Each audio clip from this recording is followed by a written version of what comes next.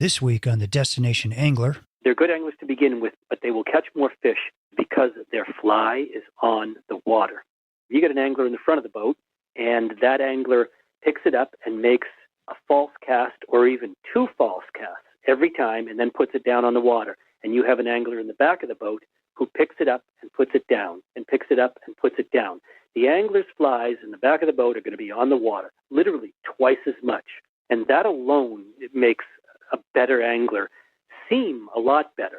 It's because his fly's on the water more. That's it. Welcome to the Destination Angler Podcast, the podcast for anglers who travel. And I'm your host, Steve Haigh. We go right to the source, the local guides and experts, to build your knowledge of top fishing locations around North America. It's a big world out there. Now go and fish it. I'm going away for a while,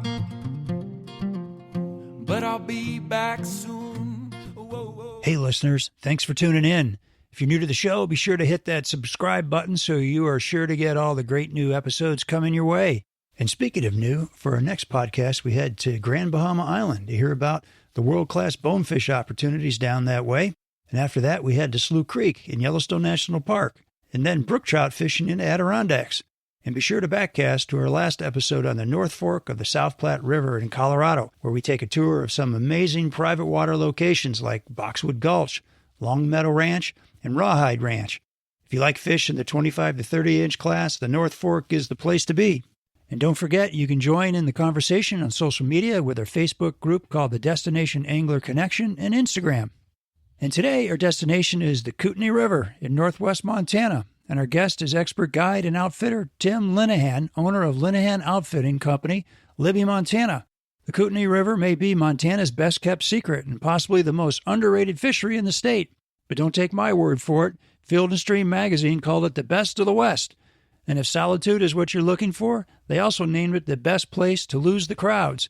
A designated blue ribbon fishery, the Kootenai is a big and powerful river and has produced Montana's state record rainbow, a 38-inch, 33-pound beast caught in 1997, and the state record sturgeon at 96 pounds. What's more, the Kootenai is the only fishery in Montana with a native strain of rainbow trout called the Columbia Red Band, known for their excellent fighting ability. A little bit about Tim. He grew up out east in New Hampshire, hunting and fishing his way through school, and holds a degree in English from the University of New Hampshire. Responding to an ad 30 years ago to work in a fly shop, he followed his passion out to Montana and now is an Orvis-endorsed outfitter with his own company. He's been hunting and fishing this area as a guide ever since. And lucky for us, Tim is here to dial us in to crowd-free fishing opportunities in this remote part of the lower 48. Tim, welcome to the show. Thank you very much, Steve. Yeah, glad to have you. So, all right, so you're a hunting and fishing outfitter there in northwest Montana. So how was the hunting season? Hunting season was good. We had very, very nice weather. Sometimes we can get years where, it's super cold and we can be, you roll out in the morning at an hour before first light and it's 0 or sometimes sub-zero. And that just makes it kind of tricky. But this year we had lovely weather, which is always the starting point. Conditions, you can't do anything about conditions, but it sure is nice when the conditions are good with hunting and fishing. So we had that were 20 degrees, and we had afternoons that were 30s and even into the early 40s on some days, and that just makes it very, very nice. Those are perfect hunting conditions, and we've had a couple of lighter winters. We've had good snowpack, but just kind of easier on the animals, and so to that end, we had tremendous populations of whitetails this year, and we had some really, really big bucks, which is really fun. Ah, that's great. And you kick off your guided hunts with upland birds, correct?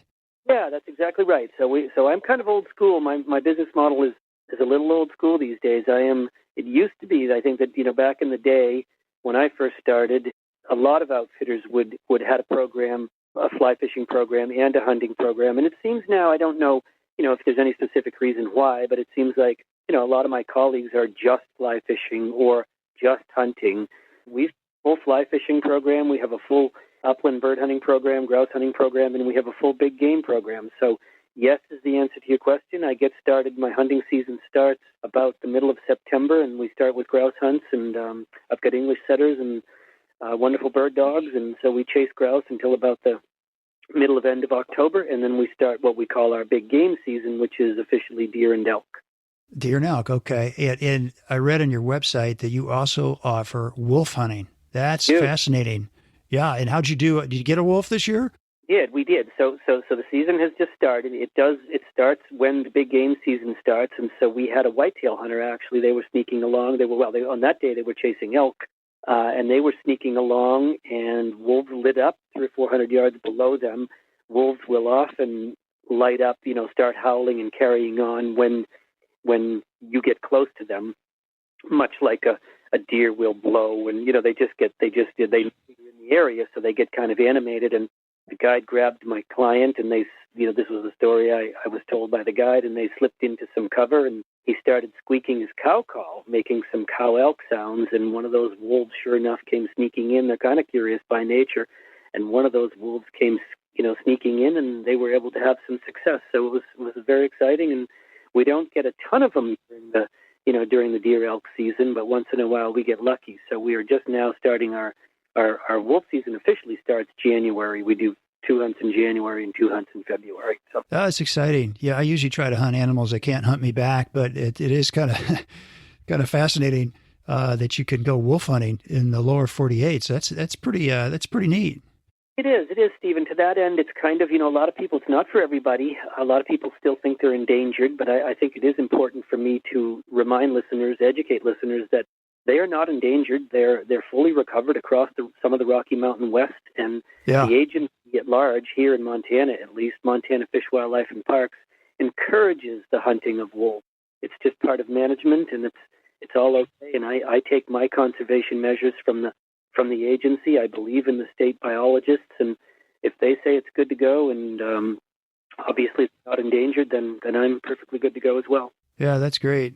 I'm curious, what's a good day on grouse hunting? Like, do you measure flushes or grouse that you get? What's a good day? Yeah, so we have we often, as outfitters and guides, we kind of hate the numbers game, but that's what people ask about. So Do they? Yeah. we don't necessarily, populations don't fluctuate as much like they do in other places. Now I'm talking specifically for ruffed grouse, or what they call forest grouse out here in the West, which is actually 3 species. It's ruffed grouse, spruce grouse, and blue grouse. But having said that, I don't think we fluctuate as much because we have so much available habitat. I'm in the middle of the Kootenai National Forest, and there's just vast acres of really good grouse habitat. Nice. So it isn't uncommon. I remember growing up in New Hampshire, we'd hunt for a full day, and boy, you'd get 2 or 3 flushes, and that was a good day.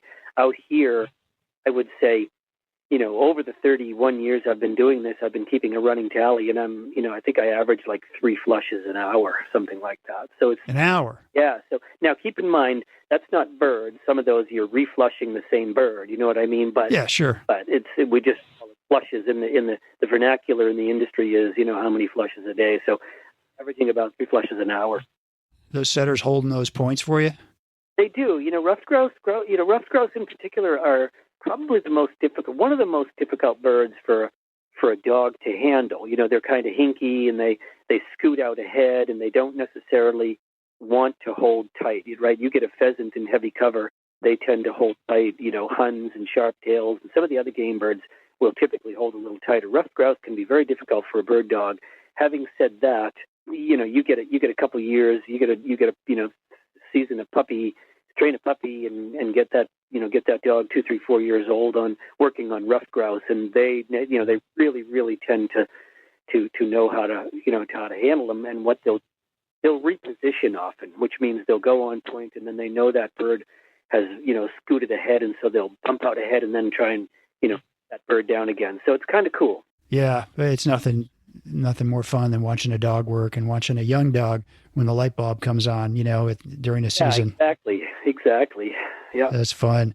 Well, hey, this is a fishing show, so let's talk about some fishing here.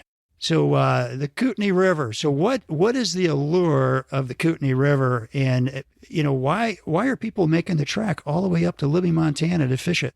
The best thing about it right now is it hasn't changed a whole lot in the 30 years I've been here, but we're kind of at the end of the road, and so we are destination. And to that end, to answer the question most succinctly, you can still get away from the crowds up here. Now, that doesn't mean you're going to have the whole river to yourself. It doesn't mean you're not going to see anybody, Steve, but compared to the Missouri River or compared to some of the other famous rivers around the state of Montana where you're shoving off and there are literally, 20 boats putting in at the same time. That's just not the case up here. And so that makes it a little bit different. Now, the Kootenai, I wouldn't say is a big fish fishery. Bread and butter would be 12 to 14 inches. Super, super beautiful inland red band rainbows that are hard fighting and known for being acrobatic. But you give a little, you take a little. But if you're looking to get away from crowds, this is still a place where you can do it. That is the primary allure of being up here. We're in my area on the Kootenai River. Oh, that's fantastic. And it's a blue ribbon fishery, correct? Yeah. And I don't, that sort of is sort of subjective. I mean, the state has a way of measuring that. There are lots of rivers around the state that probably aren't qualified or don't qualify, but I don't know what that technically means. It might mean it's fish per mile, and it might mean that those rivers are just too small to. Right. You know what I mean? There's just no way they could possibly have that many fish. I'm hoping it means good fishing. That's correct. Yeah, we'll leave it at that, right? Yeah, and it's a super gorgeous part of the state too, right? Yeah, this area, this northwest corner, this extreme northwest corner, is a lot more like the Northwest. This is a place where the Pacific Northwest ecosystem kind of crashes into the spine of the Northern Rockies, and so it's not typical big sky country, Steve. It's much more. You could be in the Cascades of Washington, really. So it's big timber, it's logging country, it's lush. I mean, we are green all year. We don't really get that brown look that the Madison River gets. By the middle of July, the hills around the Madison are brown. Not that there's anything wrong with that, but it smells like Christmas here every day, and it's particularly lush. And it's literally, the Kootenai National Forest is literally qualified as a what's called an inland rainforest, and so we get enough precipitation so that we actually qualify as a rainforest. And so it's always green, as I said. It's always lush. We always have lots of water, and we don't necessarily get that super hot, dry stuff that the central part of the state gets. So you're kind of remote. So like how far is the nearest Walmart? Yeah, we don't. So the nearest Walmart would be over in Sandpoint, Idaho, and that's about 2 hours away. Yeah, forget that. There are a couple of small towns. I live in a place called Yak, which is just a crossroads. Downtown Yak is the Dirty Shame Saloon and the Yak River Tavern. That's all Yak is. So, but we have Libby is a town. Greater Libby's about 10,000 people, and then Troy is about 4,000 or 5,000 people. So 3,000 or 4,000 people. So they're each about an hour away from where my home is. But we have a lodge. Our lodge, our Kootenai River Lodge, is in Libby, Montana, right on the banks of the Kootenai. And then we live in this place called Yak, about an hour up, up valley, or up. Yeah. How far is that from Missoula? About 4 hours from Missoula. Yeah, 4 hours from Missoula, which is a really great place to fly into when you're headed this way. Or most of our clients fly in and out of Spokane, Washington, which is about 3 hours, 2 hour west. Oh, okay. I got you. So orient us a little bit. This Kootenai is a big river system. Like where does it start? Give us an idea of where it flows. Kind of break it down for us. Yeah, so that's a really good question. So it starts in the Rockies of the Canadian Rockies north of here. So I know a lot of people, your listeners, are probably aware of the Elk River. So the Elk River is a tributary of the Kootenai River. So it starts about several hundred miles north of here, Steve, and it flows dead south. It comes out of Canada, flowing south, and it hits the Libby Dam. So the reservoir above the Libby Dam is called the Kootenai Reservoir, and below the Kootenai Reservoir, the Libby Dam backs up, what is the Kootenai River, but it backs up the Kootenai River, which becomes the Kootenai Reservoir, and then the fishery starts 20 miles north of the town of Libby, Montana, and below the Libby Dam. And from there, it flows dead north, and then it makes a big sweeping bend and starts to head west, and it goes into Idaho. And then from Idaho, it turns north again, and it goes into Canada again. There's another dam at the bottom end, the outlet of which goes into the Columbia River. Okay. We're an upper tributary of the Columbia River. So we have about 40 miles of fishable water here in Montana, and then my crew and I are licensed. We have a colleague who's an Idaho outfitter, so we are also licensed. There's about another, 30 plus 40 miles down in Idaho. So all said, we've 80-ish miles of Kootenai River that's fishable. And you're fishing all that typically, just depending on how, what's fishing well? Yeah, correct. Exactly. Oh, cool. So I read that the Kootenai is maybe the most underrated major river system in Montana. And I'm curious, would you agree with that, and why? I would agree with that. I think that, if you asked, I think you ask 6 people and they'd probably give you 6 different answers. But I would agree with, I think that for a couple of major reasons. First reason being, we talked about it a few minutes ago. It's still not necessarily as crowded. Not even necessarily, Steve. It's not nearly as crowded up here. So that's one reason why it might be underrated. And the second reason it may be underrated is we fish it. It's a super, super dry fly fishery, and it's still user-friendly in a manner of speaking. And by user-friendly, I mean, there are lots of fisheries around the state right now, around the West right now, where if you don't have the super-duper local, most recent pattern, you're probably not going to have much success. You know what I mean? Up here, we still roll with parachute Adams and royal wolves and things like that. Yeah, I know it, right? These fish just don't see the pressure that they do in other areas, and that makes them still willing to rise to the top for a good presentation with just about anything that looks relatively close to what's hatching. So. Yeah, and you've got, because it's a tailwater, you've got some great summertime fishing, I'm assuming, correct? No, that's exactly right. Good for you. Yeah. So we never experience the dog days of late summer. We always have the one great thing. Well, what they did when they built the Libby Dam, they were forward-thinking, the Army Corps of Engineers, and at the time, I'm sure the biologists around the country were probably thinking about these things, but they were very forward-thinking. The Libby Dam is built with what's called selective withdrawal capabilities, and that means that they can move the penstocks up and down in the reservoir to draft water from any depth. And so that translates into, we always have, during the summertime, they can just move those penstocks and draft water from any depth in the reservoir. We always have 55, 56, 57-degree water temperatures coming out of the Libby Dam throughout the entire season. I'm assuming there's no water diversions for irrigation either up there? Correct. Right, that's correct. Now, having said that, though, Libby Dam is part of what's called the Northwest Hydropower System.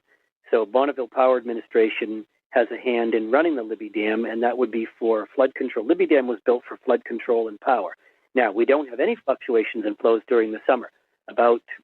When I first got here, this is a great conservation story. When I first got here, you'd be floating along the Kootenai River, and at 2 o'clock in the afternoon, they might decide to release water, and it would go up 3 or 4 feet during the course of the day. That was obviously ruinous for the day, right? It was awful for the fishing. As I said, 25 years ago, we got together with the biologists, the Army Corps of Engineers, pounded the table, had some headbanging, but we all came to the conclusion everybody could probably have their cake and eat it too. And so now we are back to the natural hydrograph, and this happened, as I said, many years ago, but we're back to the natural hydrograph, and once we come off of monster spring flows, obviously, right, this is a big system, we have flows of upwards of 25,000 cubic feet per second during the months of May and early June, right? It's a big river, Steve, but we then come down to flat flows, and, that kind of depends on how much snowpack we've had, but we come down to flat flows for the entire summer, and that makes the fishing super consistent, and then we have nice water temperatures as well. So, yeah. What is it about, fluctuations in water that causes the fishing to shut off? Is it the insects stop moving around? Is it, or what is it? Yeah. That's a real interesting question, and that's a smart question, Steve. It's a couple of things that can change the water temperature on some fisheries, but I think what goes on more often than not is when you start to push a bunch of water, right, any tailwater, right, whether it's the White River in Arkansas or, pick another one anywhere. I'm having trouble thinking of other big tailwaters, but the Missouri River, even here in Montana, right, I've been on the Missouri and they decide to use water. I think what happens is that then changes, the fish sense that obviously, and that just changes their whole day, their whole life, right? They then have to move. That's what happens, Steve. Fish then move to different lies in order to accomplish what they need for the day, right? In order to suit what they need for the day. Does that make sense? Or for the week, whatever time period happen to be in there. So it moves. It makes fish have to move. That's what releasing a bunch of water does. Yeah, kind of freaks them out, it sounds like. You're right, exactly. I once had somebody say, this was years ago, and it was a colleague of mine, but I thought it was very, very appropriate. You'd have to move if your living room started to flood. exactly. I might even be getting evicted if that happened. Yeah, right. So, and what are flows in the summer? If they're 25,000, that's rip roaring in the spring. What happens in the summer? Yeah, that's a big river. 25,000.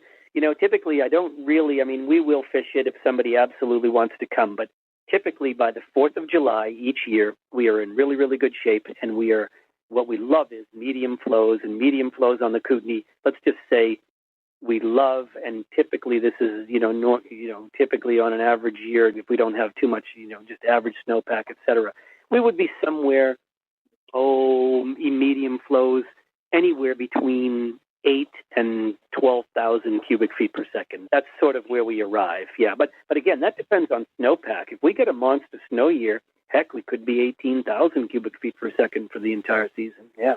Yeah. So it sounds like you kind of need a boat to fish this river. Yes, that's true. Right. I wouldn't, people often think I say this because we don't want to encourage do-it-yourselfers. Well, that's actually not the case at all. The Kootenai is best fished from a drift boat. Even at minimum flows during the winter time, they will sometimes draw it all the way down, toward the late winter after they've, done pulsing it for power. It'll be 4,000 cubic feet per second.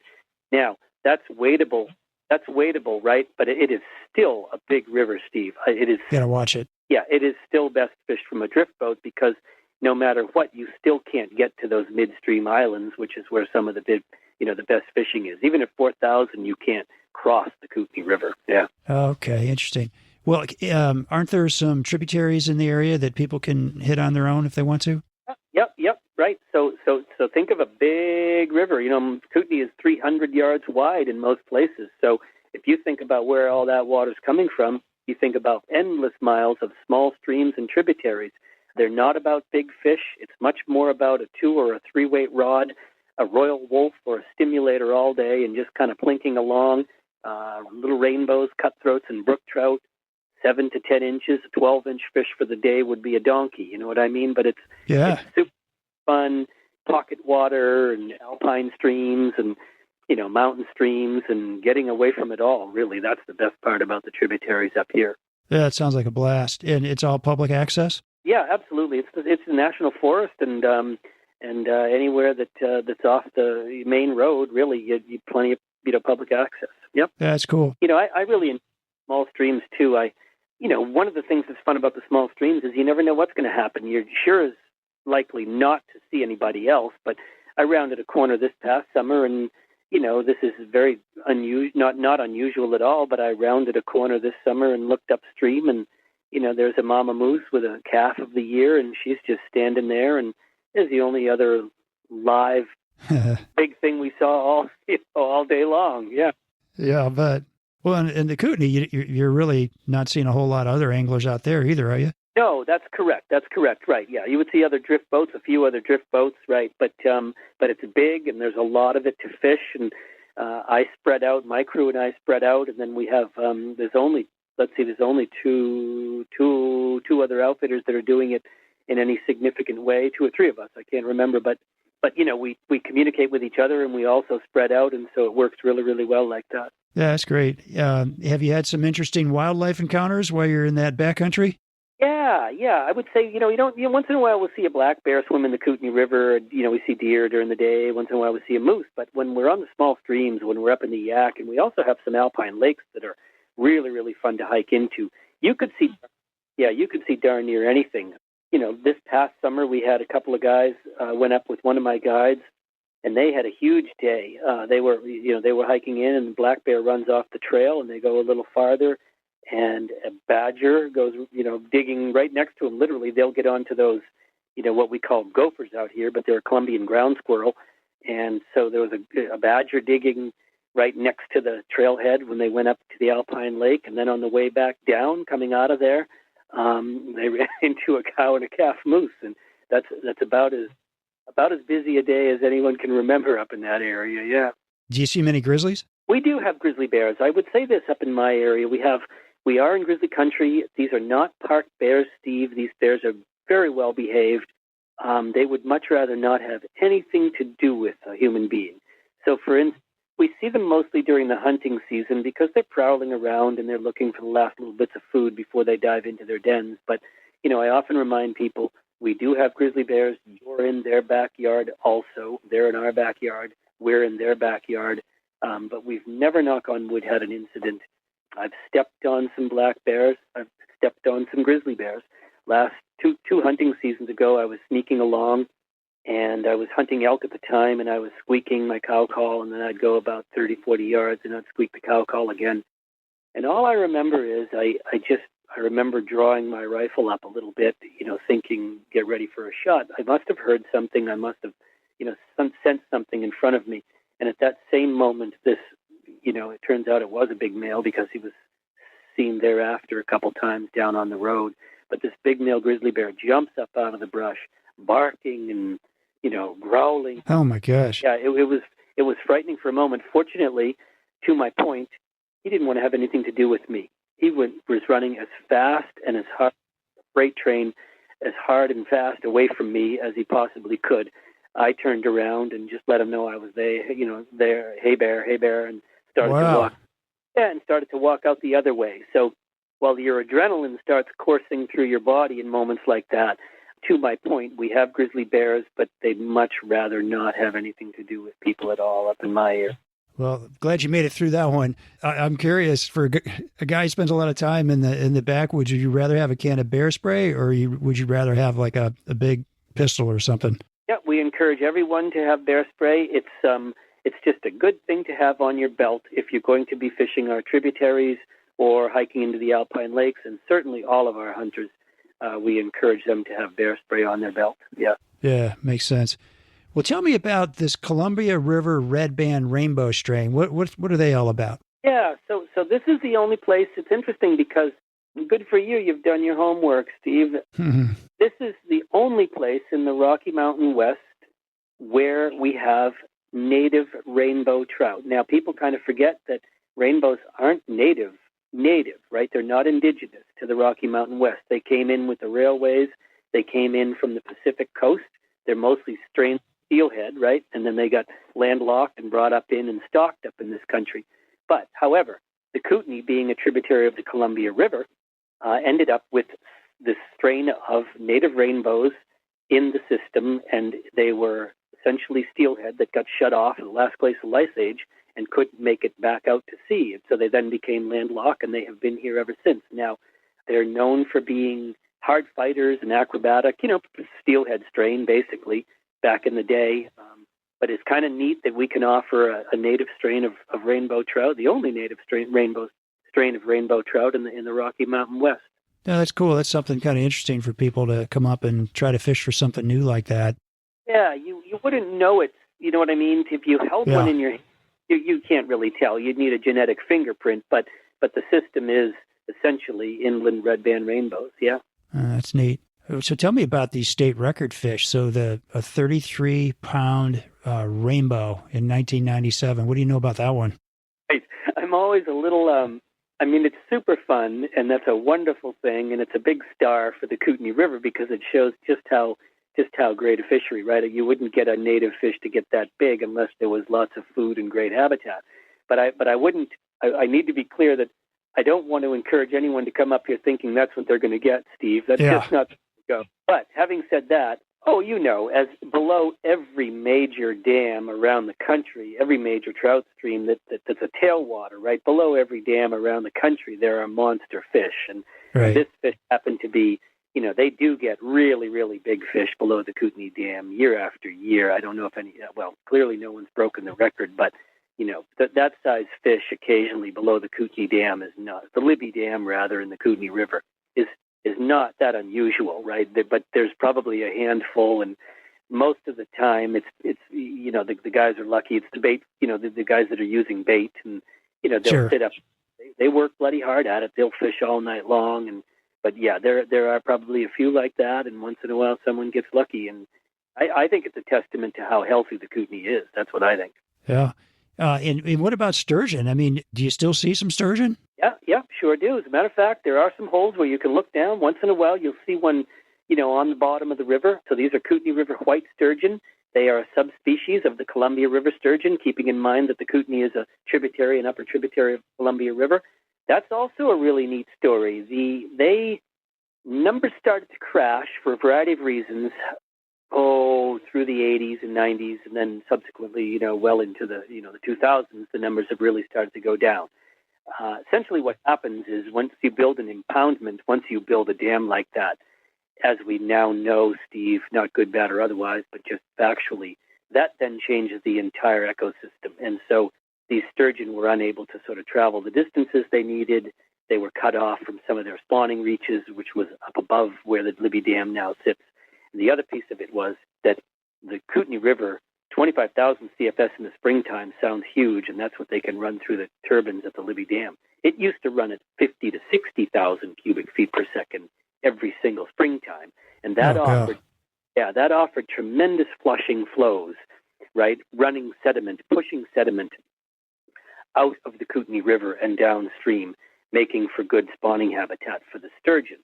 So 30 years later, 40 years, 35 years later, after they built the Libby Dam, what was happening downstream towards Bonners Ferry, Idaho, which is the largest spawning reach for these Kootenai River white sturgeon, the spawning habitat started to get, piled up with sediment because we weren't getting these big flushing flows. I see.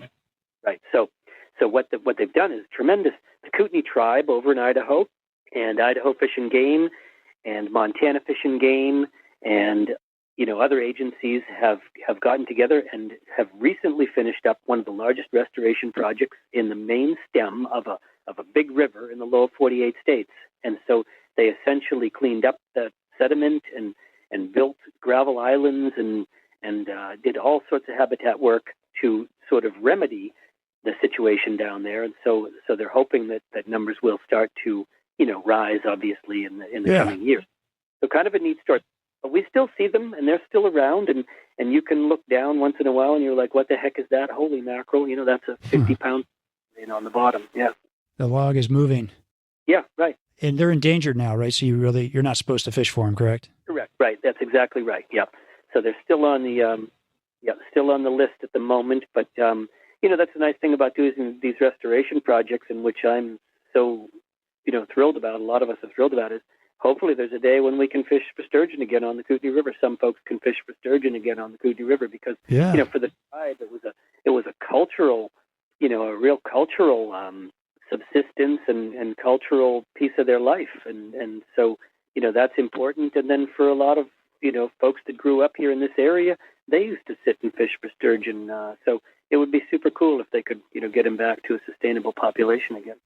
Yeah, it would be. And thanks for all your conservation efforts over the years to improve the fishing on the Kootenai. Yeah. Yeah. Well, many years ago, I learned a real important lesson. Good conservation is good business. That's the way I look at it. Tell us your story. So how did you end up in Montana running an outfitting business? It sounds like it might have had something to do with an ad in Fly Fisherman Magazine. Yeah, right. So it was I ended up here serendipitously. I was a couple of years out of the University of New Hampshire with an English degree of all things. I love to read and write. And I was working at a fly shop on weekends. I had another job. I was working in sales and just bombing up and down the East Coast working in sales. And on weekends, I was working at a small fly shop up in northern New Hampshire, North Conway, New Hampshire, a little town called North Conway. It's one of the few independent shops that's still around. It's called the North Country Angler. And I was working up there on weekends, and they were doing fly fishing schools. A lot of little shops had started fly fishing schools back in the day. This is 1988, and I'm driving home, Steve, and I've got $200 in my pocket for essentially taking people fly fishing, and I'm thinking, wow, this is unbelievable. I've drawn $200. It's half what I make for an entire week working in sales for a company. Wow. And I thought, and I love it, right? And this is crazy. I wonder if there's any, do I know enough? Am I good enough? Do I have enough experience to maybe take this to the next level? So I kind of scanned the back of Fly Fisherman Magazine, and I sent some resumes to a couple of shops here in Montana, and lo and behold, to my extraordinary surprise, I'm sitting in this little house renting it with a buddy of mine, and the phone rings one evening, and the guy from Montana Twin Bridges, Montana, calls me up, and he says, "Hey, sure, kid, come on out." I could use some help, and you can. Pretty good spot, Twin Bridges. That's a great spot to be. You can literally get your feet wet a couple days a week. He had 2 or 3 other guides at the time, but he was looking for some more help. And so it was my intent to go to Twin Bridges, Montana in June of 1989. What happened was a friend of a friend, this is now twice removed, calls me up, or I run into him, I can't remember, and he says, hey, I know a guy who knows a guy. So now it's 4 times removed. He said, I know a guy who knows a guy up in Yaak, Montana. And this Yaak is supposed to be this incredible place. It's just this crossroads up in the northwest part of the state. And he's wondering, he's caretaking this lovely little place, and he doesn't want to lose his caretaking position. Keep in mind, this is 3 times removed now, Steve. And he's wondering if anybody knew anybody that would be willing to drive out in January and stay in this place so that he can go away and work because he's broke. So I thought that sounded like a grand adventure. And so instead of waiting until June and going to Twin Bridges, I loaded up my little Toyota truck and I drove out here to Yaak in January of 1989, and with the intent of going down to Twin Bridges in June of 1989, and that was 31 years ago, and I haven't left. Joanne and I pieced this thing together, and we used our own money and threw everything back into business, and here we are 31 years later. Yeah, broke but happy. Making the world a better place. I don't know about that, but we're enjoying. Well, I'm glad you're up there. My goodness.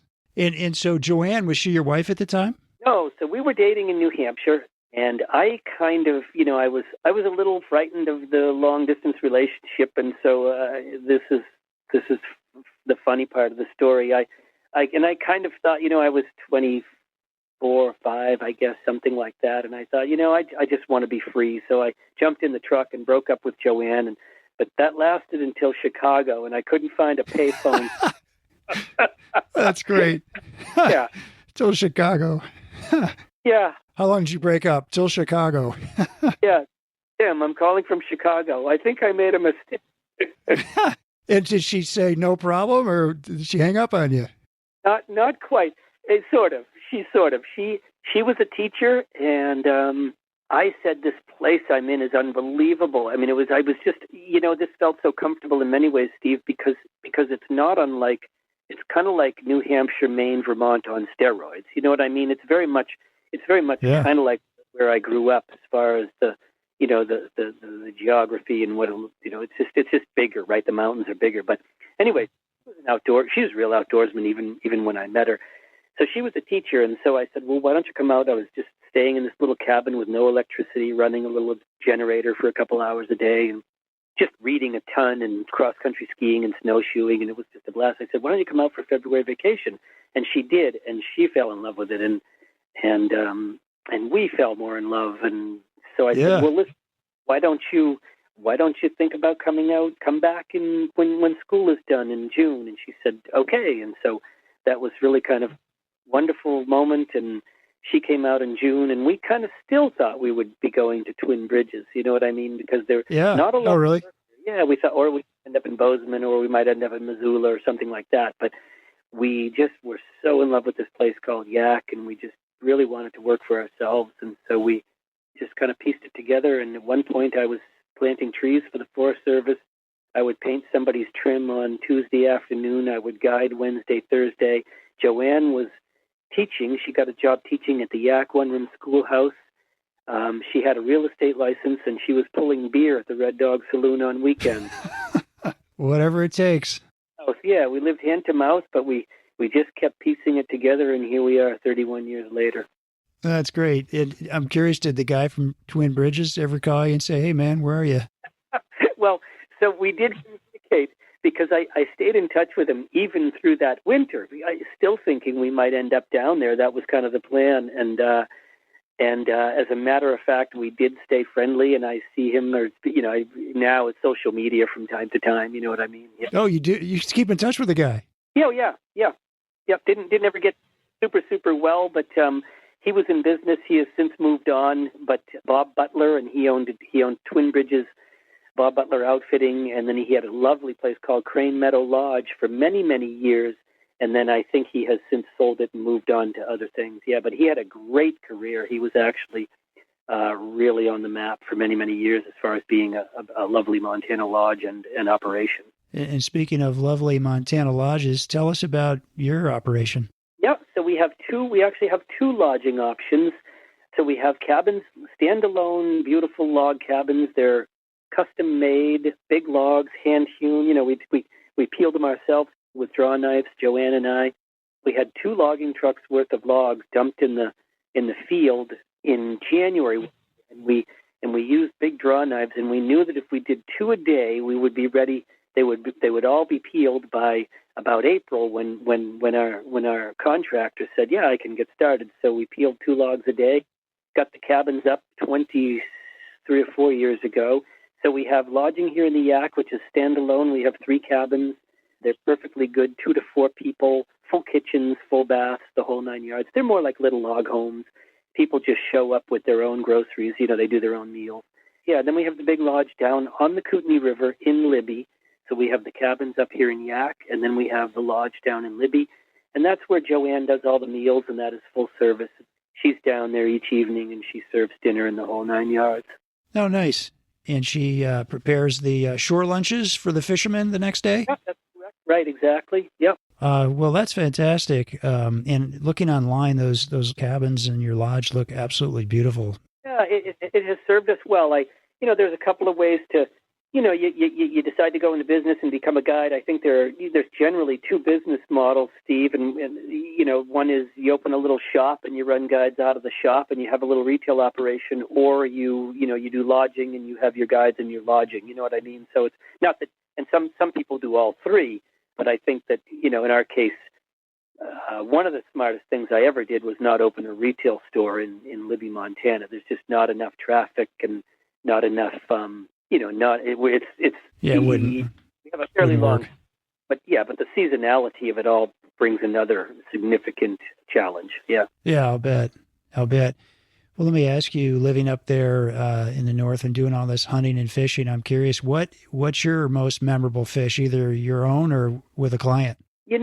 I would say with a client, and this was super, super fun. We were talking about those big fish up there at the Libby Dam, and again, I don't want to give anybody the wrong impression that we have, you're going to get monster big fish when you come up to the Kootenai. But I had a guy that wanted to throw streamers, and he said, I understand, Tim. I know it's just a chance, and I know that we can't count on anything, and we may or may not even get a pull, right? We may not even get a pull from a big fish, but I'd love to spend the entire day just pulling big streamers in the top mile right there below the Libby Dam. And people do that occasionally, right? And that's good, Steve. If someone wants to do it and they understand the challenges, I'll go up there. Any of my guys will go up there, just so long as they understand it's all or nothing, and generally nothing, because those fish they're big and they're smart, and you're sometimes dealing with, it depends on the flows, and so you're throwing a heavy sink tip at a minimum, sometimes even a full-on 8 weight with a sinking line, and right, so it's kind of, you're more like a soldier. You're doing a lot of work out there. So anyway, this guy was super up for it, and Bump Williams is a wonderful, wonderful guy. He comes out at least 3 times a year. He hunts with me and he fishes. Oh, cool. Yeah, he's a former St. Louis Cardinals pitcher and a really wonderful guy. So of all the people that understood the challenge, Bump was up for it. So we go down there, and neither one of us is expecting much, to be honest with you. But we start off, and sure enough, I don't know, an hour later, Steve, we're going along, and it is one of those, I mean, really the only way, it's such a cliche, but, all of a sudden, bang, he gets a hit. It almost jerks the rod out of his hand. In front of the boat, yeah, right? And 22 minutes later, we land, I'm just guessing, but by the girth and the, 16-plus pound rainbow trout, yeah. Oh, man. Yeah, so, a fight like that is just unbelievable. First, we're in the boat, but we've got to follow it, and you've got to, I've got to be careful because I've got to keep him facing it. You don't want to get perpendicular, right? You don't want the line to go under the boat, right? So there's this constant jockeying with the oars, and I'm feathering the oars and spinning the boat, rotating the boat, so he's always facing. So half the time we're going downstream backwards. You get a fish like that, and it is literally, time to start to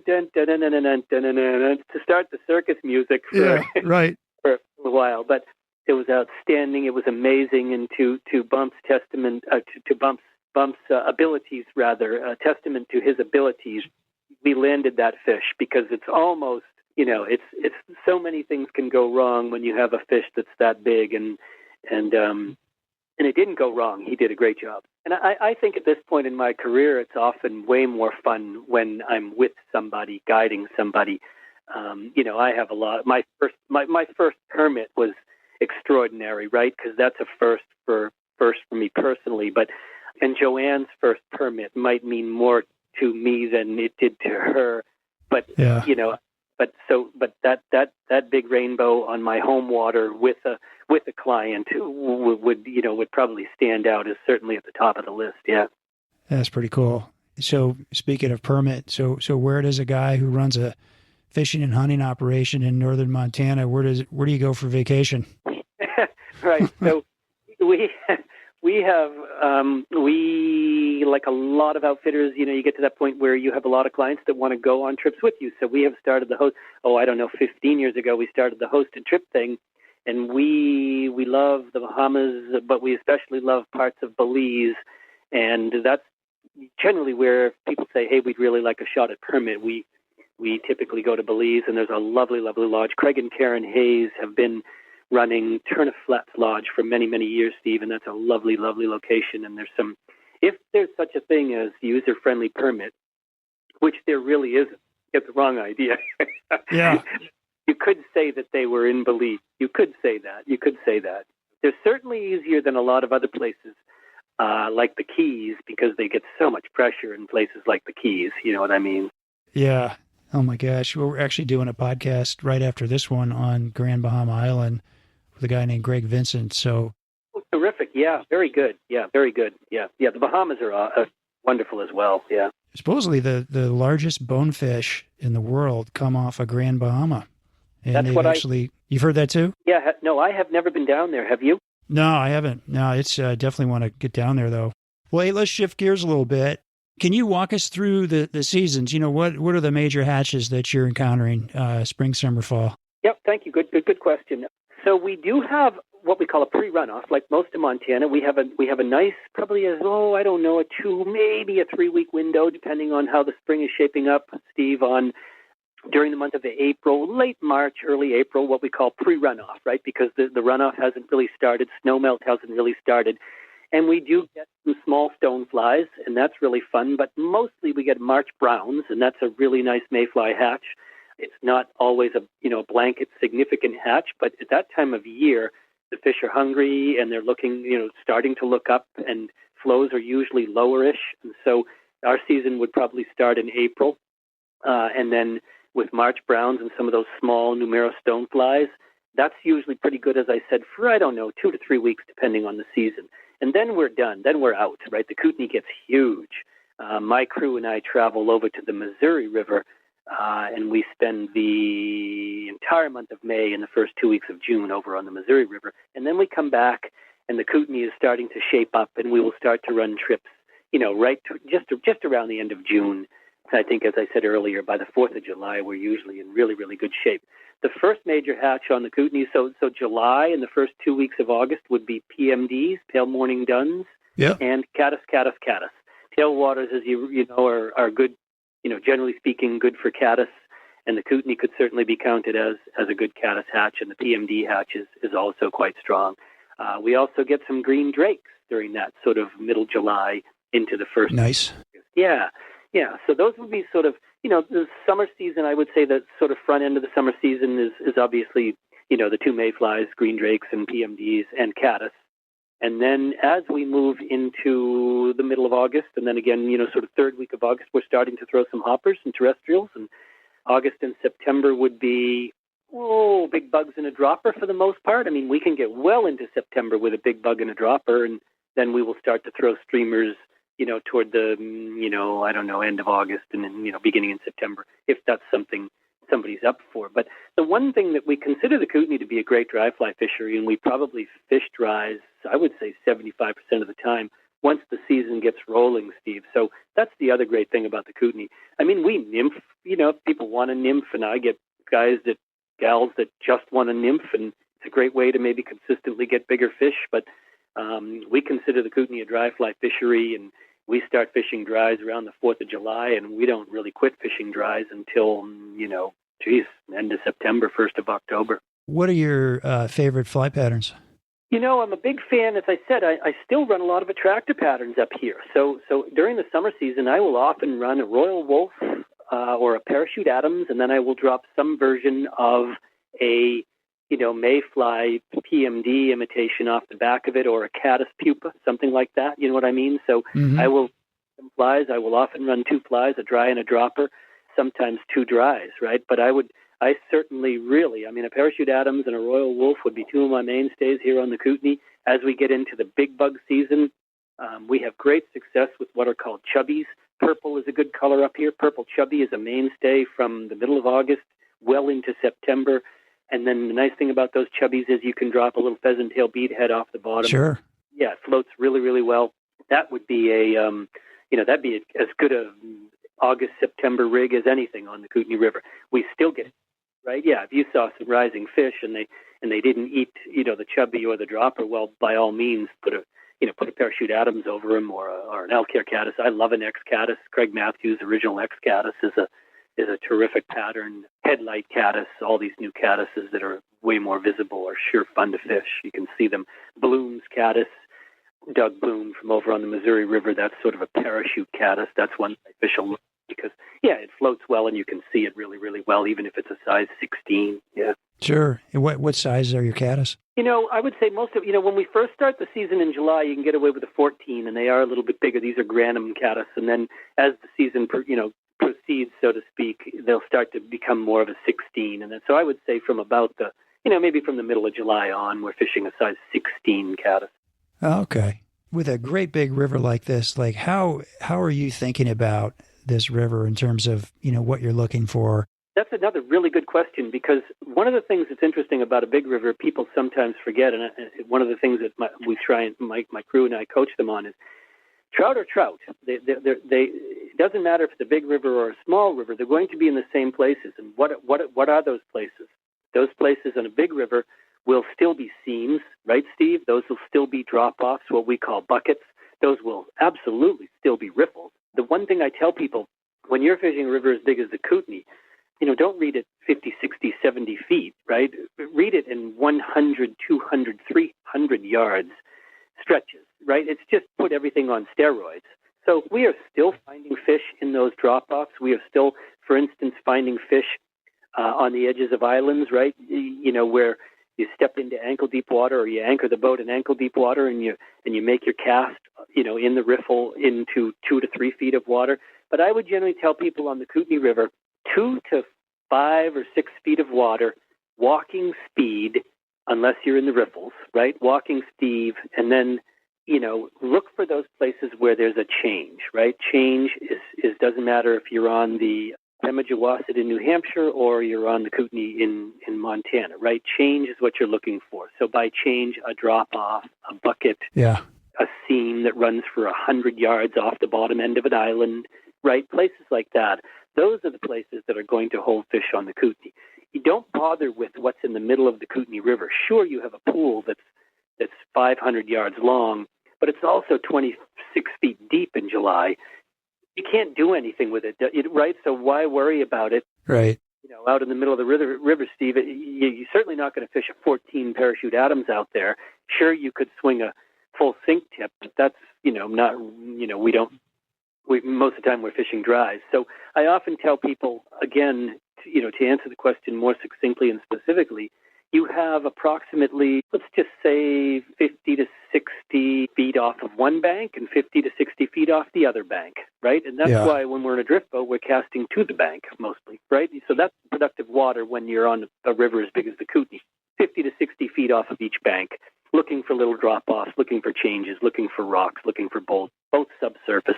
That's more water than I would have thought, even 50 to 60 feet. That's quite a bit of water. Yeah, well. So the one thing right. That's a good point. The one thing about the Kootenai is it's broad and it's flat, so it doesn't drop right at the banks.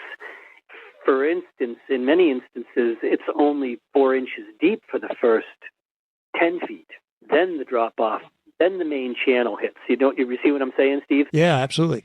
Yeah. Then you see that blue line where it goes from, let's say, a foot to 3.5 feet. And that's where you want to fish. Yeah. And what, as you think about all your years of guiding, what do you notice about the top anglers that you take that do well? What are they doing maybe differently than some of the other anglers? Yeah. Geez, man, great questions. I love that question. I'll tell you what they do. I'll tell you what they do beyond. I'll tell you what makes them, well, they're good anglers to begin with, but they will catch more fish almost exclusively. Well, one of the biggest reasons for that, Steve, is because their fly is on the water. Yeah, no and kidding. When I say their fly is on the water, I literally mean their fly is on the water. And I use this example. If you get a guy in the front of the boat, or gal, or if you get an angler in the front of the boat, and that angler picks it up and makes a false cast or even 2 false casts every time and then puts it down on the water, and you have an angler in the back of the boat who picks it up and puts it down and picks it up and puts it down, the angler's flies in the back of the boat are going to be on the water literally twice as much all day long as the angler in the front. And that alone, I think, to be very specific about the answer to your question, that alone it makes a better angler seem a lot better, right? I mean, sometimes you can have 2 guys that have the same abilities, and one guy will crush the other guy. And it is, I mean, middle of the day, lunchtime, it's just like, it's because his fly's on the water more. That's yeah, it. That's where the fish are. And that, exactly, right.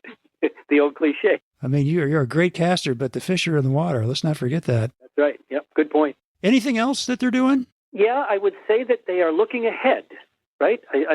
So the other thing that they do really, really well is they understand immediately, or they understand after with good experience, that what's behind the boat, what's past is dead to us. Because the minute you cast behind a drift boat, in this case, right, let's leave wading out of it because we're mostly in drift boats. The minute you cast behind a drift boat, for all intents and purposes and generally speaking, your fly is dragging and it's not a good presentation. And unless the guide can hold the boat, you don't really have a shot.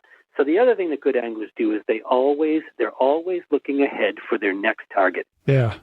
And they pick it up and they're ready and they put it down and they're just in those good places more often and more efficiently and in a timely fashion. Those are great tips. Yeah, that's really good tips. Got me thinking a little bit here, Yeah. One of the things that's tough is I don't know why, but we all do it, right? My crew and I, we go fishing together and we all end up behind the boat. And I'm not sure if that's a visual thing. You're looking, I don't know if our mind tells us that everything should be stationary because so much of our world is stationary, and then you get in a drift boat and you're moving downstream every minute of the day.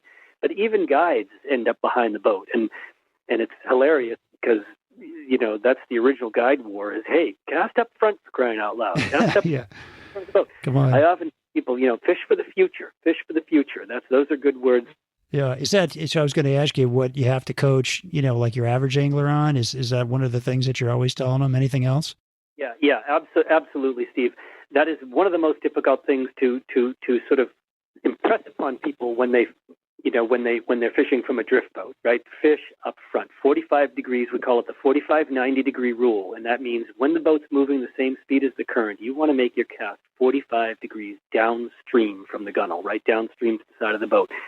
The 90 degrees comes in if the guide starts to put the brakes on, right, and slows the boat down. Well, then you can naturally come back to 90 degrees to the gunnel because you've adjusted your cast relative to the speed of the boat, relative to the speed of the current, so as to get more drift out of it, right? So we call it the 45-90 degree rule.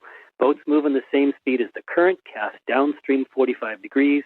Guide starts to put the brakes on, cast 90 degrees to the boat. Yeah, I like that. Okay, so here's the age-old question. Does the guy in the bow of the boat always do better than the guy in the back if they're equal? I would say, generally speaking, most often, yes.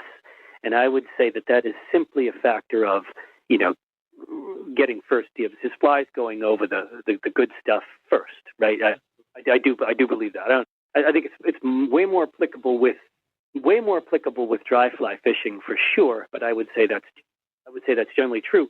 Which is why most guides, if anglers want to, we swap out at lunchtime. There you do. Okay. I've got a buddy I fish with all the time. We're kind of always going back and forth. Well, you're just doing better because you're in the front of the boat, and works out good like that. Yeah, right. Well, talk to me about rods, lines, leaders, tippets, that kind of thing. Yeah. So we're pretty much. I would say we're very, we're very comparable, pretty common Western gear.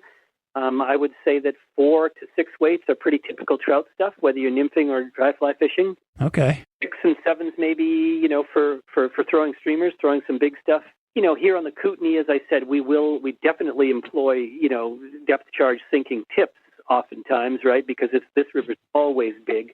You don't necessarily need a sinking tip, say, on the Madison in July, right? There's just a whole lot less water. You can penetrate the water column top to bottom with just a standard, floating line with a tongue head cone on it, right? That works out fine. So, but we love, weight forward. I would say we're typically, let's just stick with the dry fly nymphing, the 4s, the 5s, the 6s. Weight forward fly lines. I'm Orvis endorsed, and so I think that the Orvis Helios rods are some of the best. The H3s are some of the best on the market. But there are a lot of good rods out there. Everybody's making a pretty good rod these days. Typical weight forward floating lines. Leaders, we do, during the early season, as I said, we don't necessarily see the crowds up here, so I wouldn't say that fish are necessarily as leader shy as they would be on the Missouri or, the Madison or some of those places. But we still fish 9'5", 5X tippets for the most part. Okay. Yeah, that's pretty typical dry fly, stuff anyway. And then maybe toward the end of September, if we're fishing some little stuff and we get a little, a hatch of olives or something like that, we may end up on 6X. But for the most part, we're fishing 9'4", 9'4X early in the season. And then as we start to get mid-season, we're 9'5X. Pretty standard stuff, to be honest with you, to that end, Steve. Yeah. Well, good. Well, this is a really great overview of your river system. Sounds like an amazing place. Got to come try it. Yeah, I know it. Remote sounds good to me. I'm all about that. So I'm curious, Tibbs, you've built this really fantastic business up from scratch. And I'm curious, what are you most proud of? I would say that I'm most proud of doing it the old-fashioned way. I think there's 2 ways to go into business. This is just my opinion. But, you can use somebody else's money and you can use your own money. And we did it the old-fashioned way, and that there's a measure of satisfaction. I believe it's a slower boat, Steve. I wonder if we had some capital on the front end, if we would be 10 years ahead. But what does that mean, really? You know what I mean? What does that mean? Would I be closer to retirement? I'm not the retiring guy, so that doesn't matter to me. You might just have more headaches if you had a bigger company. Exactly. Yeah, exactly. But I think that's what I think Joanne would agree. There's a great measure of satisfaction from literally starting this with, I drove here to Yak, Montana with $632 or something like that. And here we are. Yeah, here we are. I remember literally, Steve, my grandfather, a working man from Boston, outside of Boston, which is where my family grew up. I grew up in New Hampshire, but my mom and dad, anyway, my relatives are Bostonians. And anyway, he worked for AT&T. He gave his grandchildren AT&T stock, and when he passed away, I just kept it. And anyway, long story short, so I moved out here with $632 to Yak, Montana in January 1989. Let's see, I'm trying to think. I sold that AT&T stock at the time. It was worth $710 or something like that, of 20 shares of AT&T, right? Which to me was like $1 million. I was, living hand to mouth. And anyway, long story short, I sold that AT&T stock. I borrowed $310 from my brother and 3 college buddies, and I bought my first drift boat for $1,500 in 1990, I think, something like that. You're in business. Yeah, and that's right. Exactly right. Yeah, exactly. And we incorporated that year, I think. So, and then we even those first few years, we did live hand to mouth. I mean, Joanne had 3 jobs. I had 3 jobs. We just did whatever it took because we were just kind of having fun and young, and life was simple back then. I will admit that. Yeah. I'll bet. Yeah. 2 loans and a truck payment. That's it. Yeah. Well, good for you. Yeah. You literally you're living the dream. I always, you run into people, they're in the right business, right? Like you run into a waiter, for instance, who's just super good at what they do. You're just thinking that person is in the right line of work, and you're that kind of a guy. You are in the right line of work. And it sounds like you've known this for a long time.